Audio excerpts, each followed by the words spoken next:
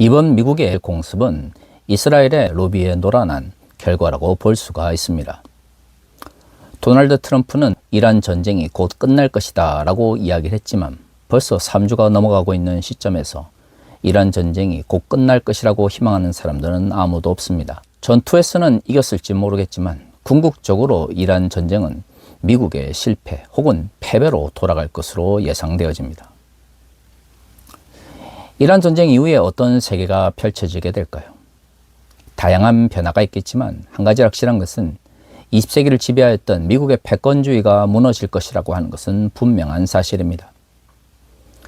사실 미국이 지금과 같은 슈퍼파워를 가지게 된 것은 제2차 세계대전의 영향이 크다고 볼 수가 있습니다. 하지만 한 번의 승리를 거뒀다고 해서 역사 속에서 그 어떤 제국도 영원한 힘을 가질 수는 없습니다. 70년대 베트남 전쟁으로 인해서 미국은 슈퍼파워를 상실하게 되었지만 80년대 동구권의 몰락과 함께 유일무이한 슈퍼강국으로 다리를 잡게 된 것이죠. 하지만 그런 20세기의 영광도 21세기 도널드 트럼프와 극단적인 이들의 주장에 의해서 점차 그 패권을 잃어가고 있는 것이 현실입니다. 정말로 그리스도인으로서 역사 앞에서 하나님의 뜻을 강구한다면 우리는 극단적인 혹은 전쟁을 획책하는 그런 잘못된 행위에 대하여 한 번 더 생각하고 또 한 번 더 생각해야 합니다. 왜냐하면 그 어떤 경우에도 나의 이권을 위해서 타인을 괴롭히는, 특히 전쟁과 같은 극단적인 방법을 사용하는 것은 하나님의 뜻이 될 수가 없기 때문입니다. 하지만 미국이든 한국이든 극우 기독교 세력들은 하나님을 믿는다라고 이야기를 하면서도 전쟁을 부추기면서 자신들의 극단적 이데올로기를 전파하기 위해서라면 그 어떤 방법도 정당하다고 생각합니다. 그 가운데 과연 기독교 신앙이 존재할 수 있을까요? 자신이 옳다고 생각하는 정치 이데올로기나 자신이 옳다고 생각하는 정치적 지향이 신앙에 앞서서 신앙이 하나의 정치 도구로 전락하게 되는데 그들 입술에서 기독교적 단어가 나온다고 그래서 과연 그들을 신앙인 혹은 그리스도인이라고 부를 수 있을까요? 저는 결코 그런 사람들을 그리스도인이라고 부를 수 없습니다. 왜냐하면 그리스도인이 된다라고 하는 것은 그런 식의 언어적 표현을 통해서 되는 것이 아니라 올바른 가치와 지향을 향하여 달려나가는 삶의 여정을 통해서 표현되어지기 때문이죠. 오늘 우리가 읽은 본문의 말씀도 이를 잘 보여줍니다. 요한 3서 1장 1절 이하는 이렇게 이야기합니다. 장로인 나는 사랑하는 가이오 곧 내가 참으로 사랑하는 자에게 편지하노라. 사랑하는 자여 내 영혼이 잘된 같이 내가 범사에 잘되고 강건하기를 내가 강구하노라. 1절과 2절을 살펴보면 우리가 너무나도 익숙한 본문이라는 것을 알 수가 있습니다. 과거 한국교회에서는 이 본문을 가지고 기복주의적으로 해석을 했죠. 예수를 믿고 우리의 영혼이 구원을 받았으니 그 영혼이 잘된 것처럼 이제는 우리가 먹고 사는 문제, 즉 경제적 문제에 있어서도 잘 되는 것이 하나님의 뜻이다 라고 가르쳤습니다.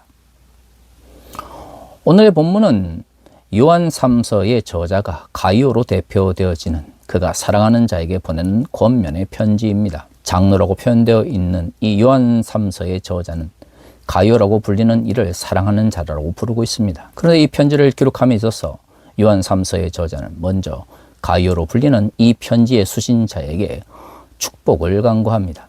그 축복은 결국 영혼이 잘된 것처럼 범사에 잘되고 강건하기를 바란다라고 말하고 있는 것이죠. 사실 이 절만 보면 이것은 번영신학적 측면에서 해석이 가능합니다. 하지만 전후 문맥을 살펴보면 이것은 영혼이 잘 되기 때문에 우리가 이 땅 위에서 잘 먹고 잘 살아야 된다. 혹은 사회적으로 성공하는 것이 하나님의 뜻이다 라고 하는 것을 드러내는 것이 아닙니다. 지금까지 한국교회가 그런 식으로 이 본문을 해석해 왔는데요. 그것은 이 본문에 대한 완전한 오독이자 왜곡된 해석이다 라고 볼 수가 있습니다. 사실 요한 1, 2, 3서가 예수의 사랑하는 제자라고 불렸던 요한 사도에 의해서 쓰여졌는지는 명확하게 알 수가 없습니다.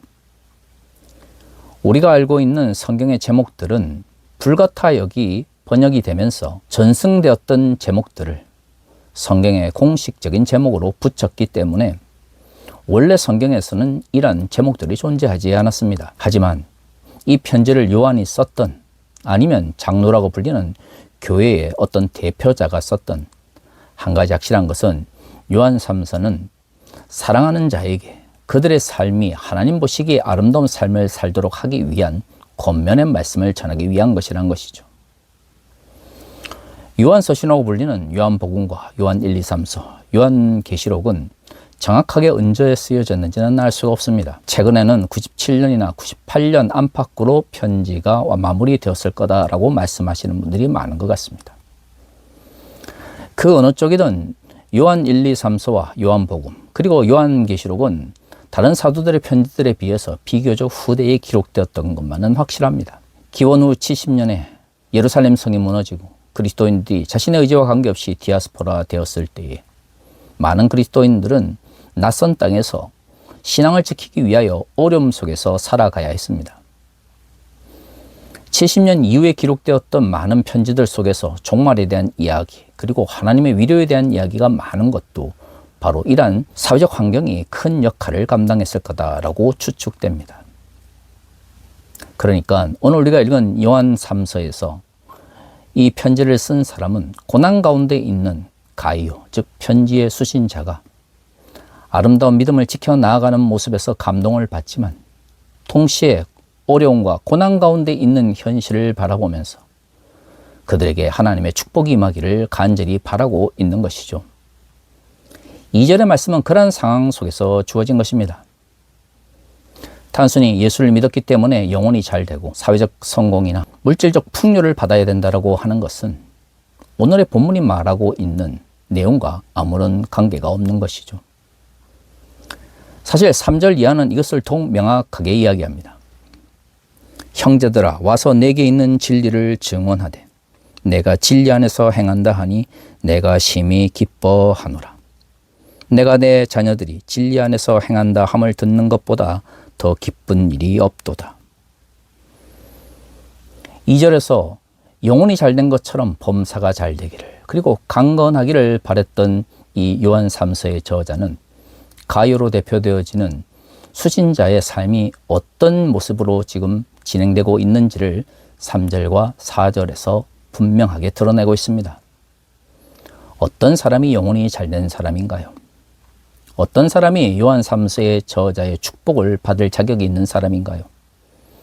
그렇습니다. 하나님의 진리를 알고 그 진리를 지키기 위하여 노력하는 사람이라는 것을 알 수가 있는 것이죠.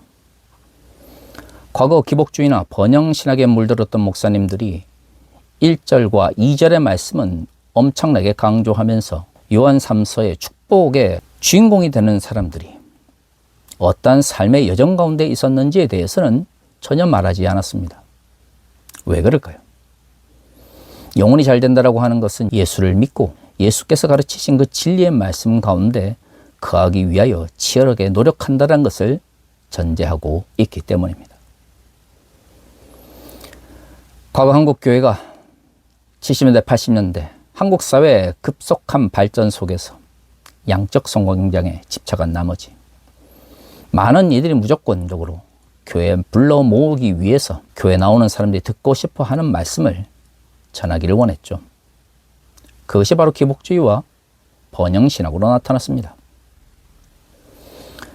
그들에게는 어떤 삶을 사느냐는 중요하지 않았습니다. 내가 교회에 나와서 예수를 믿고 또한 교회 출석을 잘하면 하나님께서 우리에게 어떤 것을 원하시느냐보다 내가 원하는 세상의 가치, 물질적인 축복과 사회적 성공을 얻을 수 있다라고 하는 이야기가 중요했던 것이죠. 한국교회는 그런 식으로 성장해 왔습니다. 복을 팔고 번영을 부추기면서 하나님 말씀이 어떤 의미를 가지느냐보다 또한 그것을 어떻게 실천하느냐보다 그들이 듣고 싶어하는 이야기를 하면서 성장해 왔던 것이죠. 그래서 요한 3서 1장 2절의 말씀이 왜곡된 것입니다. 정말로 요한 3서 1장 2절의 말씀을 문자적으로 믿는다면 도대체 이 영혼이 잘됨이라고 하는 것이 3절과 4절에서 어떻게 표현되고 있는지도 함께 가르쳐야 했습니다. 3절과 4절은 예수 그리스도의 진리를 증언하면서 그 진리대로 행하고 있다라고 하는 것을 분명하게 말하고 있습니다. 그래서 요한 3서의 저자가 기뻐하는 것이고 영혼이 잘렸다라고 말하는 이유도 그들의 삶 가운데 진리를 정언하며 그들이 정언한 진리에 따라 살아가는 삶의 모습이 있었기 때문이죠. 이렇게 전후 문맥만 살펴봐도 요한 3서 1장 2절의 말씀이 단순히 이 땅 위에서 잘 먹고 잘 살고 물질적 풍요를 누리며 사회적으로 성공하기 위해서 예수를 믿는다라고 하는 번영신학의 가르침과는 거리가 있다는 것을 명확하게 알 수가 있습니다. 교회를 출석하는 행위를 통해서 하나님의 모든 축복을 누리고 자신의 모든 명예를 얻고 싶고자 하는 왜곡된 욕망이 오늘의 본문을 과거의 잘못된 방식으로 이해하게 이끌었던 것이죠. 교인들뿐만 아니라 많은 목사님들이 기복지에 기반해서 설교를 하면서 교회를 성장시켰습니다. 하지만 그렇게 성장한 교회 속에서 예수 그리스도의 진리의 말씀대로 그 진리를 지키기 위하여 살아가는 삶들은 사라져버린 것이죠. 그런데요, 오늘 본문을 자세히 읽어보면 이 진리를 증언하며 진리대로 행한다고 하는 것이 우리의 삶 가운데서 구체적으로 표현되어진다는 것을 알 수가 있습니다. 그것은 바로 나그네를 돕고 그들을 돌보는 삶의 모습으로 표현되는 것이죠. 5절과 6절은 이렇게 이야기합니다. 사랑하는 자여, 내가 무엇이든지 형제 곧 나그네된 자들에게 행하는 것은 신실한 일이니 그들이 교회 앞에서 너희 사랑을 증언하였느니라.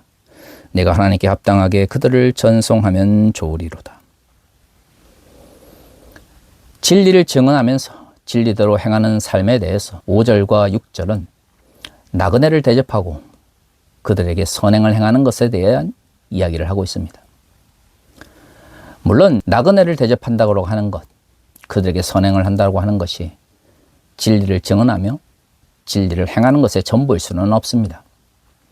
그럼에도 불구하고 오늘의 본문의 말씀은 왜 진리를 행하는 가이오로 대표되어지는 수신자들의 삶 가운데서도 나그네를 돕는 삶에 대해서 언급하고 있을까요? 그렇죠. 오늘의 본문의 저자는 예수 그리스도의 말씀이 우리의 삶 가운데서 그의 진리가 우리의 실천을 통하여 표현되어지는 가장 중요한 표징으로서 사회적 약자로서 나그네를 돕고 그들에게 선행하는 것을 강조하고 싶었던 것입니다. 이런 관점에서 보면 오늘 본문에서 말하고 있는 사랑하는 자가 영혼이 잘된 것처럼 범사가 잘되고 강건하기를 바란다라고 하는 것은 잘 먹고 잘 살기 위하여 예수를 팔아라 라는 의미가 아니라 고난 가운데 있는 너희들도 어려움 속에서 예수를 믿고 있는데 그럼에도 불구하고 진리를 증언하며 진리대로 살아가는 그리스도인들을 향하여 이 편지를 쓴 자, 즉 장로로서 교회 지도자로서 하나님의 축복을 강구하는 것임을 알 수가 있습니다. 나의 욕망을 정당화하고 내가 원하는 것을 얻기 위하여 하나님을 파는 것은 그 어떤 경우에도 오늘 성경이 말하고 있는 영혼이 잘됨도 예수를 믿는 믿음도 될 수가 없는 것이죠. 앞에서 말씀드린 것처럼 도널드 트럼프와 같은 이들이 하나님의 이름을 들먹이며 종교적 은혜를 아무리 사용한다 할지라도 그들이 행하는 전쟁은, 그들이 행하는 악행은 그 어떤 경우에도 하나님의 뜻이 될 수가 없습니다. 오히려 자신의 욕망과 이권을 위해서 종교적 언어를 사용한다라고 하는 것은 결국 하나님의 이름을 욕되게 하는 행위인 것이죠.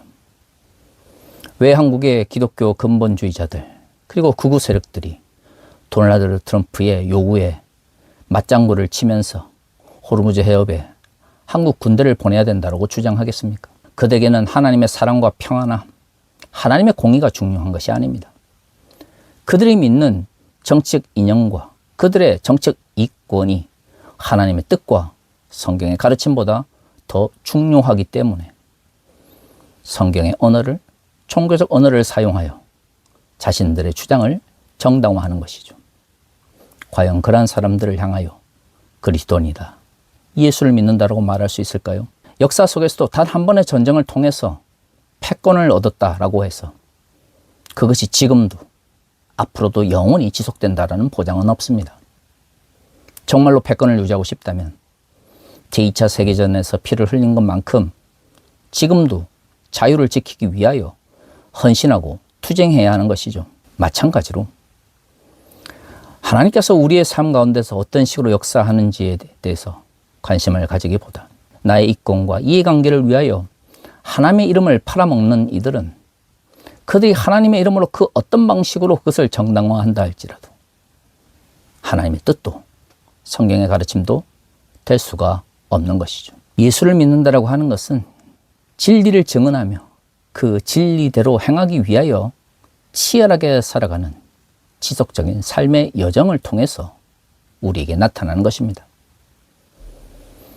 그것은 전쟁을 획책하거나 자신의 이권을 위해서 종교적 이름을 팔거나 아니면 가진 자들을 위해서 사회적 약자들과 소수자들을 차별화하는 억압하는 것이 아니라 나그네로 대표되어지는 사회적 약자들과 소수자들을 돕고 그들의 권리를 위하여 목소리를 내는 치열한 삶의 과정을 통해서 우리에게 나타나는 것이죠. 사랑하는 성도 여러분, 우리는 과거의 우리의 업적을 통해서 현재의 잘못된 행동을 정당화하려고 해서는 안 됩니다. 그것은 사회 정치적 영역뿐만 아니라 종교적 영역에서도 마찬가지죠. 예수를 믿는다라고 하는 것은 과거에 내가 예수를 믿었다가 아니라 지금도 믿고 있으며 미래에도 믿기 위하여 치열하게 살아가는, 오늘 성경의 편대로 말하면 진리를 증언하며 진리를 행하기 위하여 노력하는, 나그네를 돌보며 그들에게 선행하는 모든 삶의 여정을 통해서 그리스도인임을 증명하는 것이죠. 우리가 성경의 참된 가르침을 올바르게 이해하며 그리스도인됨을 올바르게 나타낼 수 있기를 바랍니다. 그것이야말로 진정 한국교회가 하나님 나라를 향하여 할 수 있는 최선의 길이라 저는 확신합니다. 다 같이 기도하겠습니다.